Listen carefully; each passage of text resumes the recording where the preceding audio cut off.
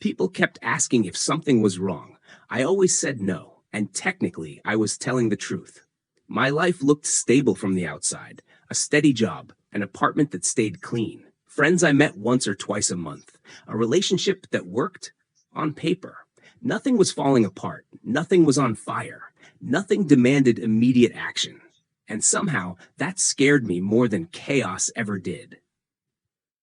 Her name was Claire. We'd been together for almost 3 years, long enough that people stopped asking how we met and started asking when. She was kind in a quiet way, not dramatic, not demanding.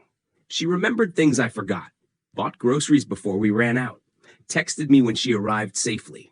She loved me in a way that didn't shake the ground. I told myself that was maturity. We lived together, but not tightly.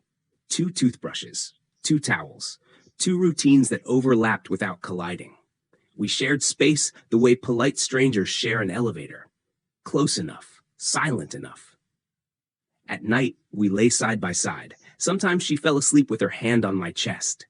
I stayed still, afraid that moving would break something fragile or reveal something empty. I wasn't unhappy. That was the sentence I repeated whenever doubt appeared. I'm not unhappy. As if happiness was a courtroom verdict, as if feeling nothing counted as peace. One evening, we sat on the couch, half watching a show neither of us cared about. She muted the TV. That's how I knew it mattered. "Can I ask you something?" she said. "You can ask," I replied. She waited. I hated pauses. They gave thoughts too much room. "Do you ever feel distant?" she asked. "From what?" She smiled sadly. "From me." I opened my mouth, closed it, calculated. I wanted to answer correct. "No," I said. "I don't think so." She nodded, but her eyes didn't. "That's not what I meant," she said softly. "I didn't ask what you think." That sentence stayed with me. I didn't ask what you think. Later that night, she fell asleep quickly. I didn't. I stared at the ceiling, counting cracks I'd never noticed before, trying to locate the feeling she was talking about. Distance. Wasn't distance loud? Wasn't it obvious? How could something be wrong if everything worked? The next weeks passed quietly. Too quietly. She laughed less. I noticed, but didn't comment. She stopped reaching for my hand first. I noticed, but didn't react. I was waiting for clarity. She was waiting for presence. Neither of us said that out loud. One morning, she stood in the doorway while I tied my shoes. "Do you ever miss me?" she asked, "when I'm right next to you?" I looked up, confused. "You're here," I said. "Why would I miss you?" Her face didn't change, but something behind it did. "I think," she said slowly, "that you've already left. You just didn't pack yet." She went to work. I stayed sitting on the edge of the bed long after I should have left. Her words replayed on a loop. I wasn't cruel. I wasn't unfaithful. I wasn't careless. I just wasn't there. And I didn't know how to explain the difference. That evening, I walked home instead of taking the subway. The city moved around me, fast and indifferent.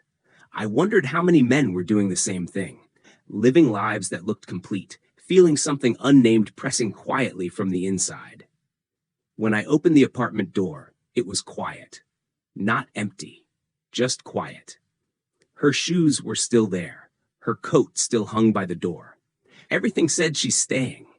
And yet, for the first time, I asked myself a question I'd been avoiding for years. What happens when nothing is wrong, but nothing is truly started to feel smaller? Not because anything moved, because something was missing. Claire didn't leave. That was the strange part. She stayed, but differently, like someone who hasn't decided yet, but is already preparing. She stopped asking questions. That worried me more than the questions ever did. When someone stops asking, it means they're listening somewhere else. We moved around each other carefully, too carefully, like one wrong step would confirm something neither of us wanted to name. One night, she cooked dinner. Pasta. Simple. Familiar. We ate at the table instead of the couch. That should have felt like effort. It felt like a test. "How was your day?" she asked. "Fine," I said. She nodded. That was it. I watched her twirl pasta on her fork. Her ring caught the light, a ring we'd talked about once, a conversation that ended with someday. Someday is a soft way of saying not now. Do you remember when we first moved in here? She asked suddenly. Yes. You were excited, she said. Do you remember why? I searched my memory. I remembered boxes, laughter, the feeling of starting something that looked right. I thought we were building something, she said, not just maintaining it. I wanted to tell her that building takes time, that not everything has to feel intense, that stability was valuable. But every argument I prepared sounded like a defense, not an answer. I don't know how to want things the way you do, I finally said. She looked relieved, not happy, relieved. Thank you, she said, for saying that. The silence returned, but it wasn't empty anymore. It was full of truth. Later, we lay in bed. No touching, no phones, just darkness. I'm scared, she said quietly. Of what? That I'm becoming invisible to you. I stared at the ceiling again. Same cracks, different meaning. You're not invisible, I said. I know, she replied. That's the problem. You see me, you just don't reach for me. That night, I slept on the couch, not because we argued, because staying felt dishonest. The next morning, she left early. No kiss, just a soft see you later. I didn't answer fast enough. I went to work, answered emails, attended meetings, nodded at the right moments. From the outside, I was present. From the inside, something was unraveling.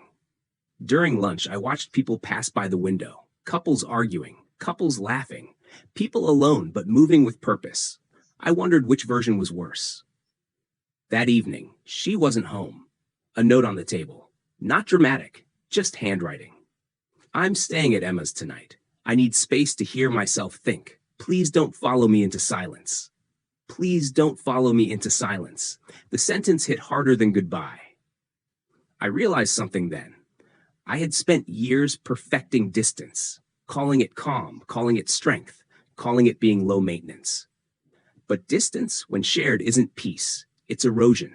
Slow, quiet, unnoticed until something breaks.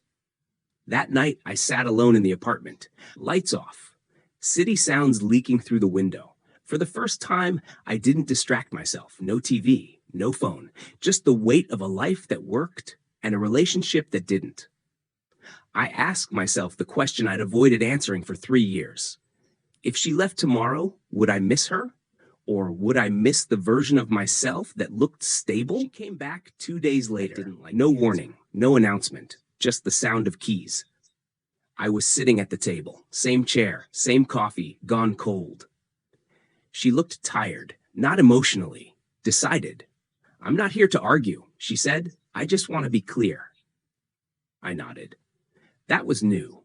Usually I interrupted, explained, softened things until they lost meaning. I've spent a long time trying to understand you, she continued, and I think I finally do. She sat across from me. Not close, not far, exactly where you sit when you don't plan on staying long. You don't withhold love, she said. You ration it. That stung, because it was accurate. I kept thinking if I asked better questions, or waited longer, or needed less, you'd meet me halfway. She paused, but halfway kept moving. I wanted to tell her I was trying, that I loved her in my own way, that I didn't know how to be louder without feeling fake, but none of that would change what had already happened. I don't think you're a bad man, she said. I think you're a man who learned how to survive by staying composed. She stood up, walked to the bedroom. I didn't follow. That was also new. She came back with a small suitcase. Not everything, just enough. I'm not leaving because you failed, she said. I'm leaving because I finally stopped asking you to change. I stood then, slow, careful. I don't want to lose you, I said. It came out flat, too late. She looked at me for a long time, searching for something familiar. I know, she said softly, but wanting isn't the same as reaching. She walked to the door, paused, turned back once. I hope someday you let yourself feel things before they turn into regrets. Then she left. The door closed, not slammed, just finished. The apartment didn't feel smaller anymore, It felt empty. Weeks passed, then months. I learned things too late. How silence can sound like rejection. How calm can feel like indifference. How being easy to be with can mean hard to be known. I didn't suddenly become emotional. I didn't cry in the shower. I didn't make grand changes. But I stopped hiding behind neutrality, stopped calling distance maturity, stopped confusing control with safety. One night, I found her note again. Please don't follow me into silence. I realized something painful. I hadn't followed her into silence. I had invited her there and stayed comfortable while she suffocated. A year later, I saw her at a bookstore, laughing, with someone who leaned in when she spoke. She saw me too, smiled, a real one, not a nostalgic one. We didn't talk. We didn't need to. I went home, sat in my quiet apartment, and for the first time, the silence didn't feel neutral. It felt earned. Some love stories don't end because someone stops loving. They end because someone stops waiting. And some lessons don't arrive with pain. They arrive with clarity, long after the door has closed. I didn't lose her because I didn't care. I lost her because I cared too quietly.